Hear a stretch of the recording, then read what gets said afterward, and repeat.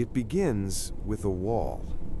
Not the towering outer walls that dominate postcards and travel guides, but something quieter, almost hidden, buried beneath layers of stone and time. In the lower levels of certain medieval castles, there are blocks of stone so massive, so precisely cut, that they seem out of place beside the rougher masonry above them. Their edges are cleaner, their weight almost excessive, their purpose unclear. And yet these stones are older. This creates a quiet contradiction, because when we think of medieval castles, we imagine them as complete creations of their time, fortresses rising out of necessity, built by kings, lords, and armies during the Middle Ages. The official explanation is straightforward. Castles were constructed for defense, evolving in design as warfare changed, with earlier wooden fortifications gradually replaced by stone. But when you look closely, something begins to feel incomplete. In several castles across Europe, the lowest layers do not match the architectural style of the periods they're assigned to. The upper sections may show clear medieval techniques, irregular stones, visible mortar, signs of hurried construction during times of conflict. Yet beneath them, there are foundations made of enormous, tightly fitted blocks, sometimes weighing several tons, arranged with a level of precision rarely seen in later editions. Historians often explain this, suggesting reuse. Medieval builders, practical and resourceful, frequently constructed castles on top of earlier structures, Roman forts, ancient settlements, or even prehistoric sites. It was efficient. Strategic locations had already been chosen long before, often on hills, near rivers, or along trade routes. And this explanation makes sense. But then certain details begin to complicate it. At sites like the castle foundations in parts of France or Italy, the stonework beneath does not always resemble typical Roman construction. The blocks are larger, sometimes irregularly shaped yet perfectly interlocked, a technique that appears in much older structures across different parts of the world. In some cases, the lower stones show signs of erosion that suggest far greater age than the medieval layers above them. And the question slowly emerges: what exactly were these builders building on?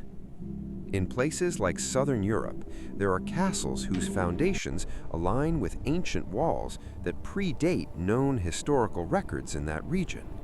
The upper structures are clearly medieval, documented, even restored, but beneath them, the origins become less certain, less discussed. The pattern doesn't end there. In parts of the British Isles, certain castles stand on sites previously occupied by Roman forts, which themselves were built over even older earthworks. Archaeological layers reveal a continuous reuse of the same locations, as if each civilization inherited not just the land, but something more, something already established. Officially, this is seen as continuity, a natural progression of human settlement. But when multiple layers of construction show different techniques, different scales, and sometimes different intentions, the story becomes less linear. Because the lower structures were not always simple foundations.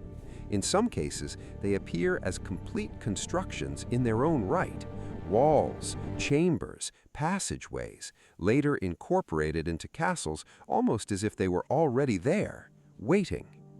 Medieval builders didn't always reshape them entirely. Instead, they adapted, built around them, extended them upward, almost like inheriting something they didn't fully create. Even more curious is the fact that some of these older layers show signs of advanced engineering, drainage systems, precise stone alignment, and durability that has outlasted the structures above.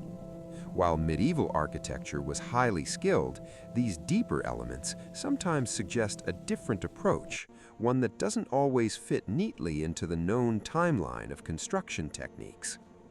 Of course, none of this necessarily implies anything mysterious on its own. Civilizations build on top of each other, materials are reused, knowledge evolves unevenly across regions. These are well understood patterns in history.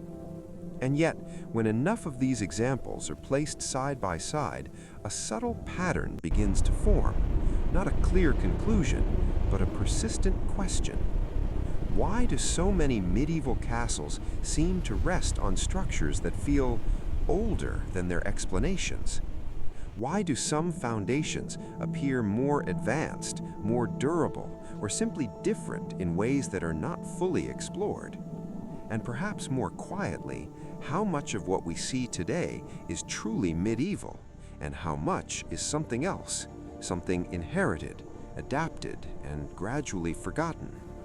Because history, as it is often presented, tends to favor clean narratives, distinct periods, clear beginnings and endings.